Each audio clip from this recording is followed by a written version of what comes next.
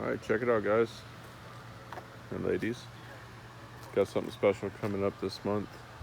I was invited to bring my 1937 to a show that's based on concept cars, and mine will be representing the 1937 era.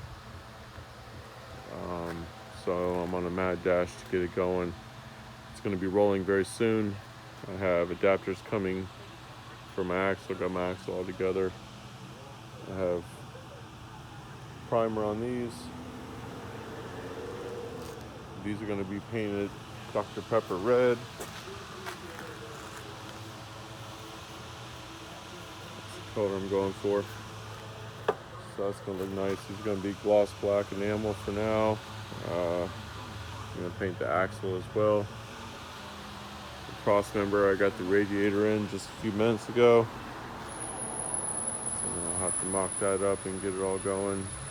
My plan is also to have the whole front end. Everybody on their way home. I was going to lead this in, but after doing some homework, the tinting process, you have to have very good clean metal. Otherwise, you're wasting your time, pissing in the wind, as they say. So, I got it. Let's see. I got it tacked in and ground down pretty good. Not too bad, so a little bit more grinding to do right there. But then I'll end up just bondoing everything, filling it, and just bondo all this, get it nice and smooth. What else? So I got the carpet in, mocked it up. I won't have the brass dashboard yet, but I'll go ahead and put the cardboard piece in there for the show, basically show how it's going to go. So yeah, whatever. Carpet looks nice. Got the padding under it. I have to glue it down still. Actually, I'm thinking about taking the same material that I'm going to use for the interior, which is that right there, and welding it onto the seam here and having it hang over into this section here. I have a piece of aluminum threshold that goes here, sill plate, threshold, whatever you want to call it. So I guess it would be a sill plate. So I'm thinking about stitching that same material onto there and having it hang over and cover the wood going underneath that. I got some welting on here. This is actually supposed to go between the chassis and the wood, but I decided to use it here. I have some brass screws that I will put every 4 to 6 inches. All the way around. That'll look nice. This is just for the show. I'm in a rush to make it look more complete as possible.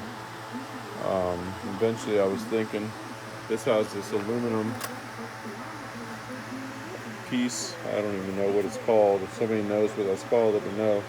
But what I plan on doing is taking brass rod and bending it to this shape, and then welding brass plate to it to mimic this, so it's all brass, which will go with my brass grill, my brass dash, my brass steering column. Brass everywhere. Brass monkeys. So that's what it is. I don't know how much I'll get done for the show. I know the grill will definitely be done. I'll have the side things made. I got a whole bunch more metal. Metal's getting expensive. I think I paid $500. Well, I take that back. I paid $250 for about $500 worth of metal. That was a screw up on their part, and we'll let that go. I win for once.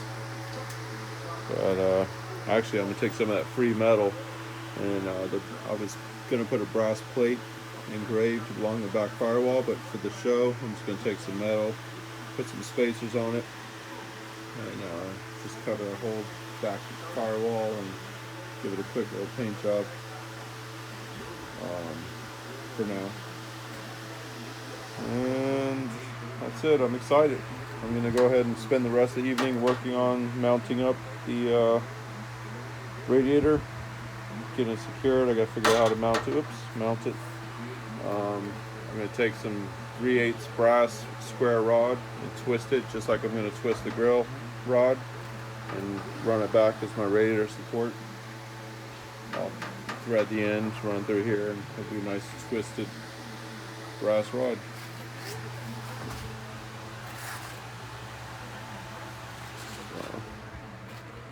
It's getting there. I'm excited.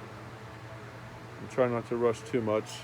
So anyways, let's jump back to the rims real quick. I think I'm going to run these. I'm going to get stainless steel hubcaps for them. Doop, doop, doop. And it'll be good enough for the show that's coming up. But I think what I would really like is to put some 17, 18-inch 100-spoke Daytons in the back, and then a 15-inch 72-spoke Daytons in the front. A little wider in the back and then a little skinnier in the front, probably about 7 inches if I can, maybe 8. Give it a little offset. The reason I'm going to have to do 100 spoke in the rear and then 72 in the front is they don't make 100 spoke 15-inch. They make a 15-inch 72 spoke, but not the other way around and vice versa. They don't make a 17-inch 72 spoke either. So I'm thinking because the size difference and the amount of spokes, you really won't notice. I have to do some more homework on that, but that's the plan. But for now, I'm going to rock these bad boys in the Dr. Pepper red. So that's it. Thanks for watching. See you guys soon. I'll give you an update once I paint everything black. That'll all be black, red. Once I get this mounted up, I'll paint the cross member that I did all nice and black.